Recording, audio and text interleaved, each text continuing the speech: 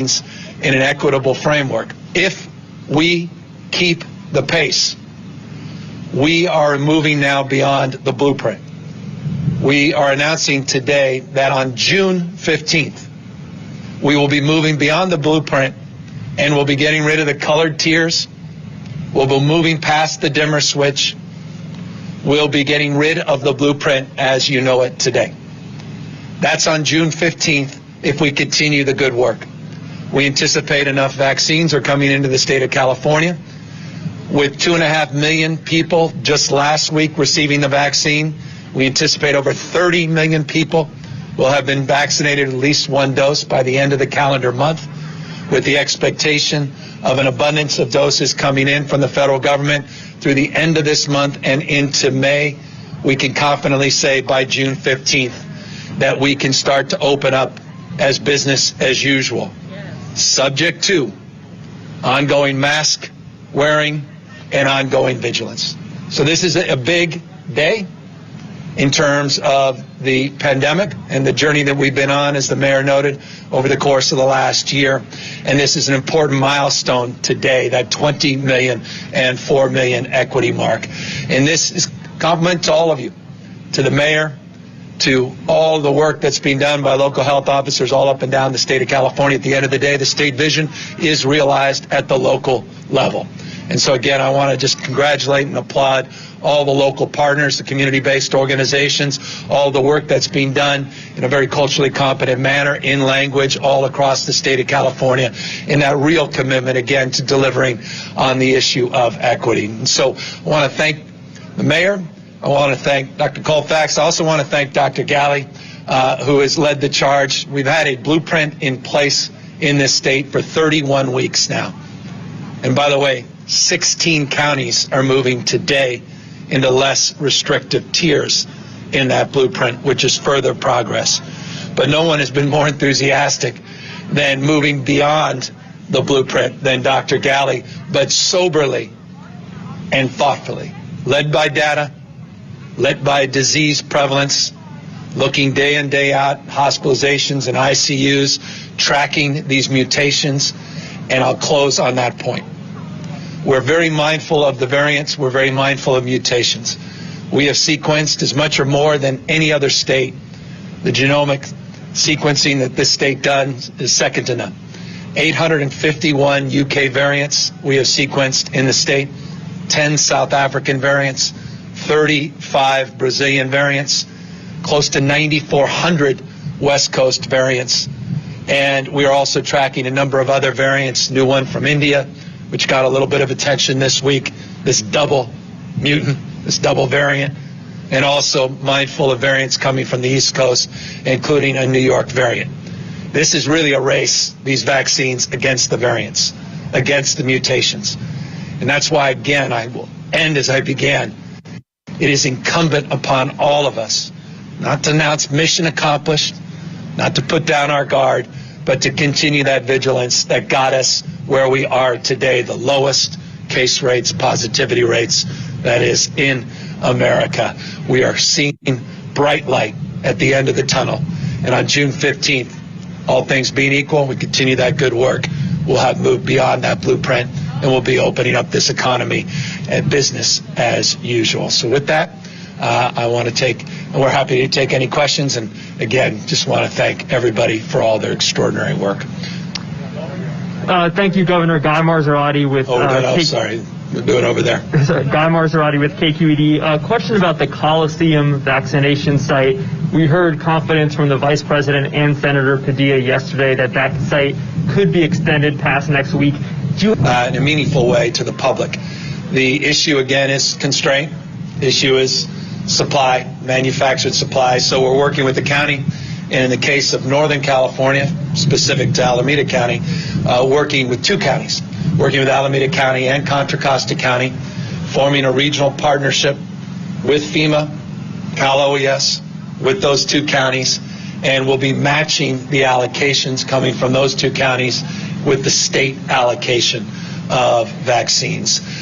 We were not successful at extending beyond the commitment that the federal government made And that commitment, by the way, was the first commitment in the United States. So we're very grateful to the Biden administration and to Vice President Harris for their commitment to the state of California. But they made that commitment.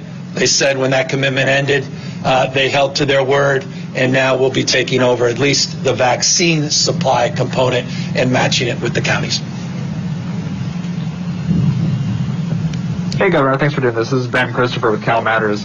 So you mentioned June 15th, assuming we meet these conditions, that we're going to be back to a sort of a pre-pandemic business as usual. Does that mean that schools K through 12, June 15th, will be required to open back up or maintain sort of a pre-pandemic posture? I want kids back in person. I want kids back in school safely for in-person instruction. We've made this crystal clear since we put out a proposal in December. And on June 15th, we anticipate there'll be no barrier to getting all of our kids safely back, not just K through 12, community colleges, including institutions of higher learning. So on June 15th, the answer to your question is yes, affirmatively, we will expect our kids safely back in person instruction to the extent that June 15th calendar is consistent with any ongoing in-person operations, at least K through 14. So there's an expectation but not a requirement? There's an expectation across the board. We'll continue to work with the legislature. We'll have more to say as it relates to furthering the cause of expectation. But there'll be no barrier to having our kids back in-person instruction, and that is the expectation, and you'll be hearing more about our efforts to more firmly and foundationally advance that cause. Great, thank you. Hi, Governor. Fiona Kelleher with the Mercury News. 2 questions on the June 15th news. So what standards will you be using in terms of vaccination rates, hospitalization thresholds to make that decision? And secondly, will local jurisdictions be able to maintain stricter rules? Yeah, look, at the end of the day, we're going to be very mindful of these variations or these variants and these mutations. We're mindful of disease spread. We're going to be mindful of hospitalizations. So we're going to watch all of the above. We're going to make sure that we're meeting the equity marks that we've set forth. By the way, we went from 2 million vaccines 23 days ago to 4 million under the equity mark. We anticipate conservatively, again, and this is just assuming an old pace. Let's do the conservative pace. 2.5 million doses last week. By the end of this calendar month, north of 30 million people will be vaccinated with at least 1 dose in the state, or at least will have administered 30+ million doses. I want to remind everybody that in California currently there are about 32 million people that are eligible to receive a dose of vaccine. So we're getting to a point where the vaccine administration, and that's just in a month, extrapolated 10 weeks out, we're looking 10 weeks out, that our expectations, the vast majority of people that want, in fact, we believe everybody that would want a vaccine will have had the opportunity not only receive a vaccine, but will have had that second dose of the vaccine. We'll have had the opportunity to see at least a few weeks of those vaccines in people's arms. So the stability and the efficacy of those vaccines will be at peak. We anticipate that the case rates will stabilize, and we anticipate that we will not see a significant increase in hospitalized patients that have received a vaccine. And that's a metric to which we are marking consideration as it relates to our broader surveillance. Dr. Galley, I want to come up. You can talk a little bit more because we have not put precise numerics to that because we're working with the counties. But we broadly are monitoring at least those categories and 5 total categories as it relates to that question. Thanks, Governor, and Mayor, thanks for hosting us, and Dr. Kofetz, thank you for all your hard work. Indeed, we'll be looking at hospitalizations in particular We're enjoying low hospitalizations across the state. You heard today 20 patients hospitalized in San Francisco with COVID. It's a tremendous number in the face of what we've been through over the last year. But we're particularly concerned about not just the hospitalization numbers, but also who's being hospitalized.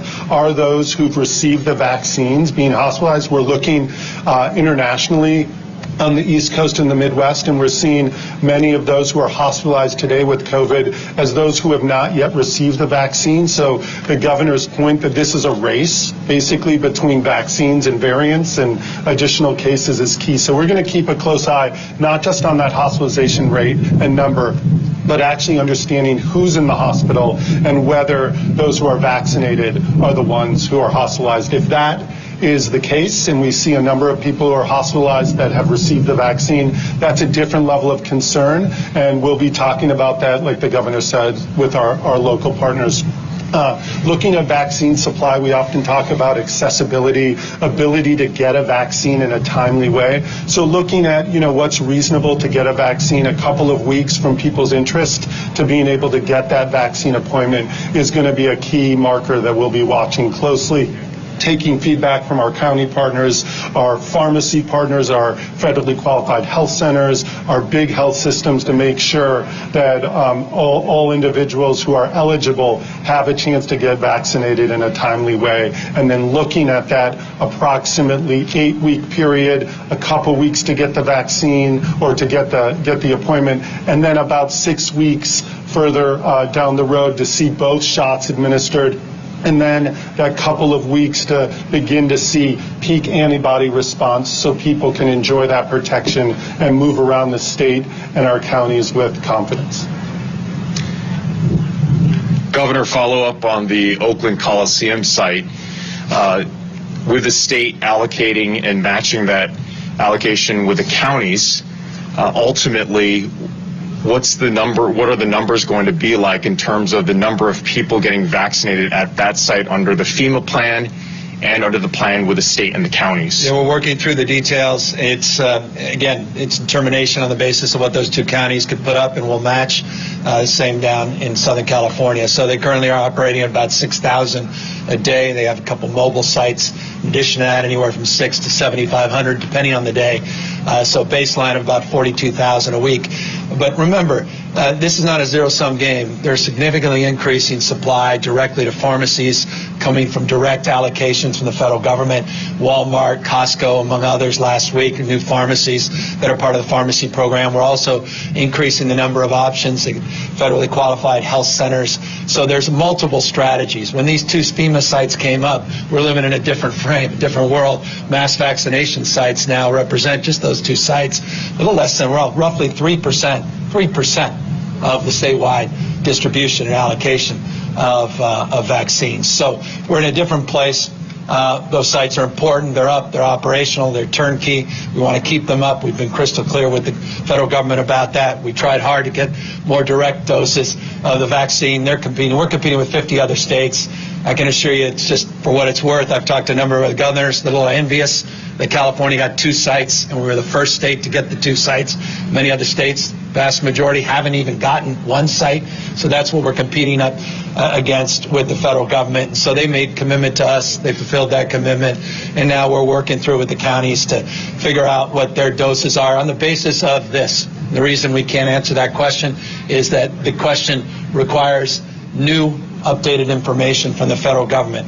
This morning, we received word that we'll get about 16.5 million doses of Pfizer and Moderna nationwide, and then a variable on the J&J. We're translating what that means for California and then what that means for Contra Costa and Alameda. Once they have that information, we got that about 2 hours ago. Once they have that information, they're going to figure out their allocation. We'll figure out our match, and we'll be able to answer that question. But can we expect that number to be lower? I wouldn't expect anything until we work through those numbers. Regarding mask mandates, about a third of the states across the country have lifted their mask mandates or have never had them in place. When do you anticipate the state of California lifting that mask mandate? We're not anticipating in the short run lifting the mandate for masks. We think it's incredibly important. It's the most powerful and important non-pharmaceutical intervention we can do to mitigate the spread of this disease. And I want to remind people that this disease continues to be deadly, not only here in the state, across this country. And the disease didn't take Easter weekend off. It's not taking this week's spring break off. This disease is as deadly as it's ever been. The only thing that we have done is we have suppressed the spread. We've mitigated that spread because of the number of vaccines that have been administered, because of the antibodies that are that have obviously significantly increased across the state and country, and because of mask wearing. And so we are committed to extinguishing this disease, and we don't have any short-term goals as it relates to lifting the mask mandate. Hi, Governor. Stephanie Sierra with ABC7. Two questions here. The first being just a follow-up to what you just alluded to a moment ago. How many vaccine doses do you expect California will be receiving weekly by early May? And secondly, given that indoor venues will be able to reopen assuming criteria is met, what is the state doing to crack down on fake vaccination cards? So as it relates to vaccines, 2 weeks ago we received 1.8 million. Last week, 2.1 million. This week, 2.4 million. I just referenced, just had a call, governor's call, weekly call with Jeff Zients, who runs the task force for the Biden administration, and they set out the federal allocations. We're translating that. Again, we just got those a couple hours ago. And once that information is, once we receive that detailed information, then we present that to the counties. We present that publicly to you in real time. I anticipate those numbers to continue to go up. The one variable remains J&J. The stabilization on Pfizer and Moderna, we have more confidence in the short run.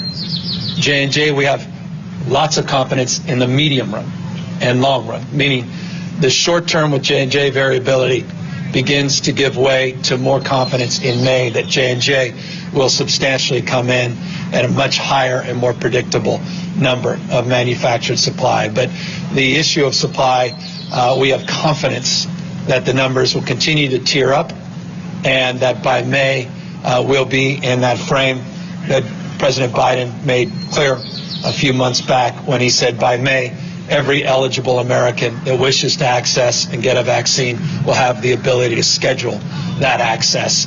And I believe that to be the case in May as well. Hi, Governor. Andres with Telemundo. Are you worried about the cases going up in some counties, like, for example, Alameda? Yeah, we're always mindful, and every day, first thing we do is we wake up and look at the case rates. We look at it by region. The Bay Area has seen a modest increase in the last number of days. Statewide, we've seen a decrease. As I noted, 1,367 cases statewide. Put that in perspective, New York had over 6,700, state half our size. Florida over 4,700, much smaller state. California less than 1,400. Now, we were 2,400 a few days ago, so it bounces back and forth. Positivity rate, though, has remained over a 7-day period at 1.7% or 1.6 today, 1.7, 1.8 the last few days. So, yes, every day we are cautious, we're mindful, and every day someone gets a vaccine, every moment that goes by, another one of these cars that goes through is another triumph moment in this race against variants, in a race to keep these cases at a minimum. Hi there, Lily Tan with NBC Bay Area.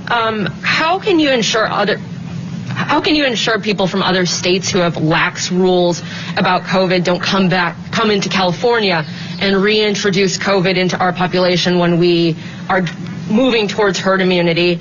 And secondly, once June 15th passes, could the tier system come back afterwards if our rates go back up? Well, look, the one thing we're mindful of is, you don't know what you don't know. With these mutations, with these variants, with the reality that they're experiencing in places like India, Germany, Italy, France, the challenges they're seeing around the rest of the world, the fact you're seeing increased cases in other states, 16 plus states have seen pretty significant increases in the last few weeks. You got to be open to argument, interested in evidence. So there's always the prospect. We're always going to be led by data, led by reality, and the experience, lived experience on the ground. But our expectation is, if we're vigilant, if we don't spike the ball, if we don't, announce mission accomplished, if we continue to do the good work that we've done, that by June 15th we'll be beyond that blueprint and we'll be back to a sense of normalcy. But again, mindful of the importance of masking, particularly indoors. As it relates to the issue of people coming from overseas, or for that matter, even out of state, we are aligning our efforts very closely with the CDC and the recommendations. Just last week, we made an update to our state guidelines as it relates to travel restrictions. We had a 120-mile restriction. We broadened that statewide. We have very specific language that was updated in that guidance that we put out last week as it relates to out-of-state travelers. And we put up guidelines as it relates to international travelers, particularly those seeking to join conventions here in the state, and requirements around vaccinations and testing. And so the concern is real. We maintain strict guidelines in that space, and we'll continue to monitor based upon what's actually happening, not what we want to happen, but actually what is truly occurring in real time.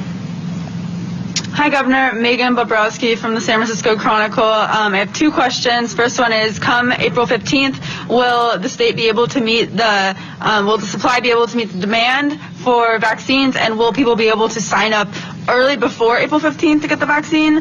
And the second question is, I know Alameda County previously said they aren't able to take over the Coliseum by Sunday. Will the state then be leading the effort, or what is the... No, FEMA's... Thank you for the question, because I really want to clear this once for all. The site's going to continue to operate. FEMA is going to continue to provide the support. They've been crystal clear about that for some time. There's just been ambiguity, and I guess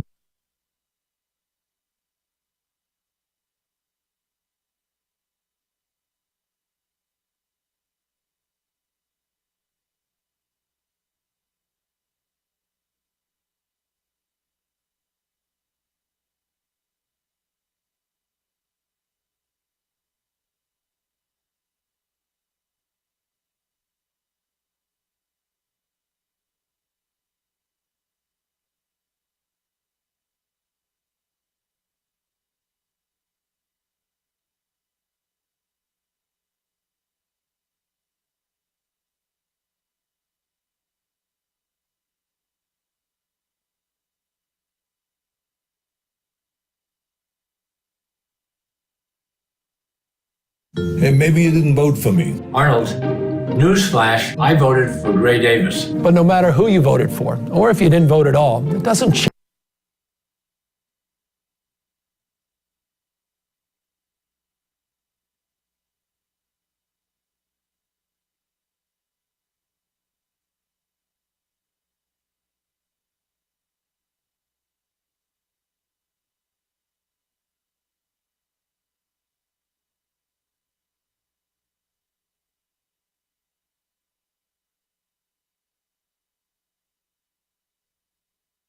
Was that your great-grandmother keeping the family together?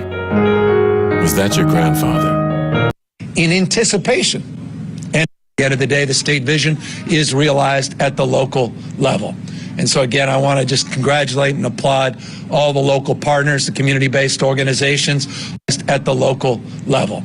And so again, compliment to all of you, to the mayor, to all the work that's being done by local health officers all up and down the state of California. At the end of the day, the state vision is realized at the local level. And so again, I want to just congratulate and applaud all the local partners, the community-based organizations, all the work that's being done in a very culturally competent manner in language all across the state of California, in that real commitment, again, to delivering on the issue of equity.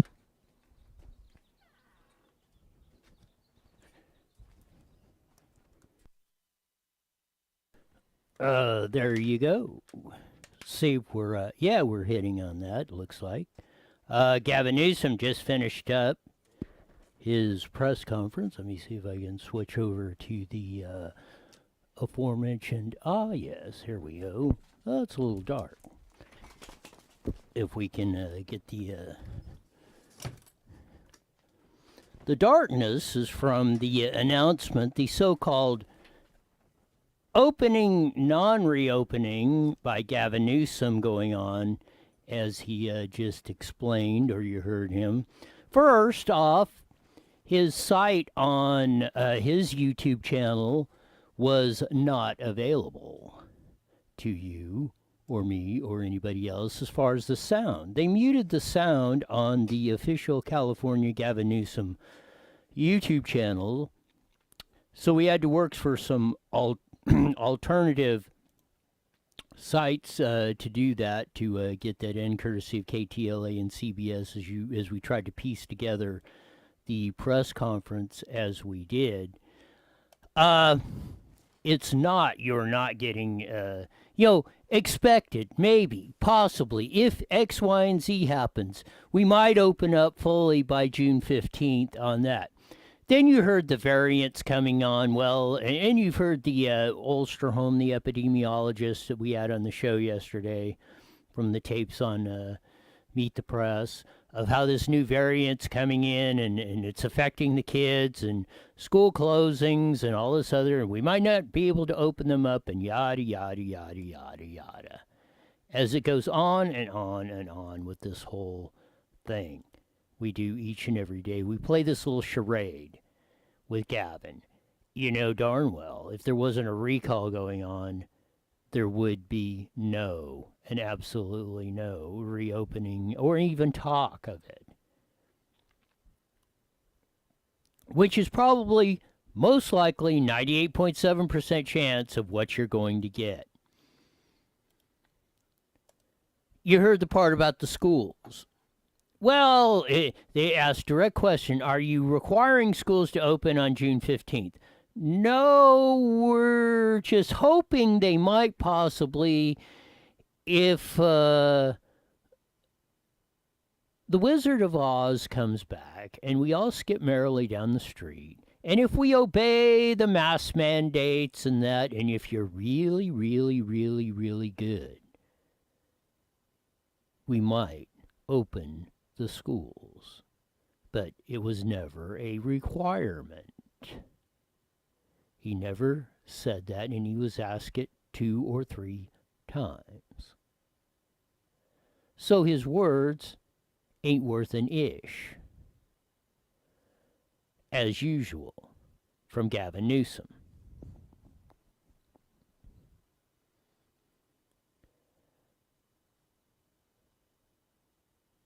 He worked back and forth on this stuff.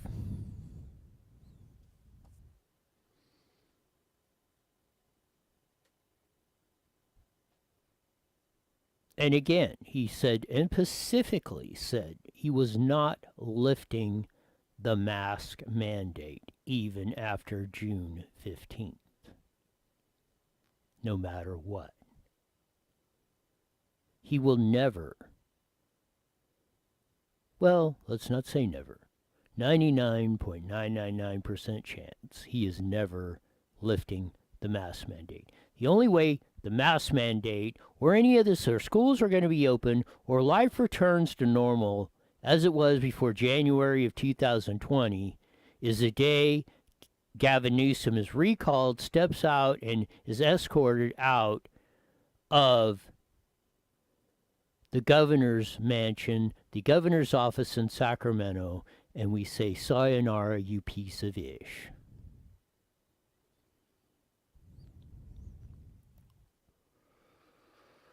This is what you call evidence when you look at it. See if I reach over and grab number 4 here real quick. Texas COVID cases dropped to record low nearly 3 weeks after mask mandate is lifted. So there you go. And it was there was a report, and that's in Newsweek. Evidence.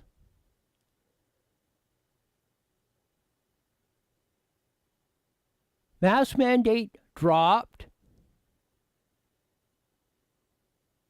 in Texas. COVID cases dropped to near record lows. when Gavin Newsom, at the time when Governor Greg Abbott rescinded the mask mandate in Texas, he said that was extremely reckless.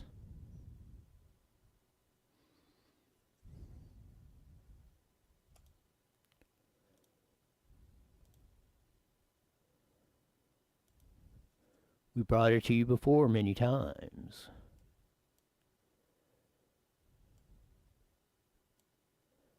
The report, despite, and this was on KTLA 5, we were on it last week on IE Newswire. Despite California and Florida's governors' drastically different approaches, the states saw almost identical outcomes in COVID-19 case. Mind you, Florida has kept restaurants, bars, schools, and their economy open through almost this whole enchilada. No mask mandates. Well, for a very short period of time. But Governor Ron DeSantis, he lifted them eons ago. Said it was bad advice and we're not going to do it again. I'm going to read the headline of KTLA 5 again. Despite California and Florida's governors' drastically different approaches, the states saw almost identical outcomes in COVID-19 case rates. California, lockdown, schools closed. No date or any time that the mask mandate is going to be rescinded. What about vaccine passports? Florida and Texas governors and many others said, absolutely no way. We are not building Berlin walls in the United States. Gavin Newsom will not say he won't do that.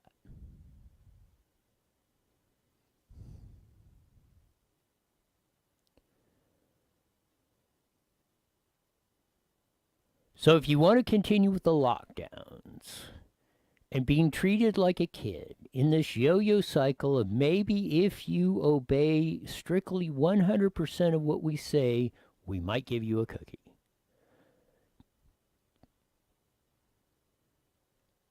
If that's what you like, if you want a governor that can't even run a YouTube channel with sound on it,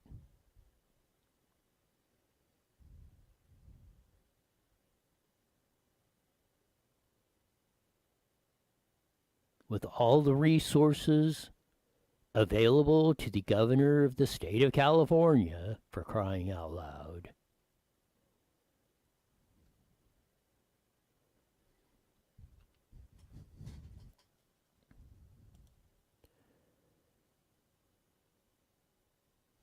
We all deserve what we get if we don't get this guy out of office as soon as possible.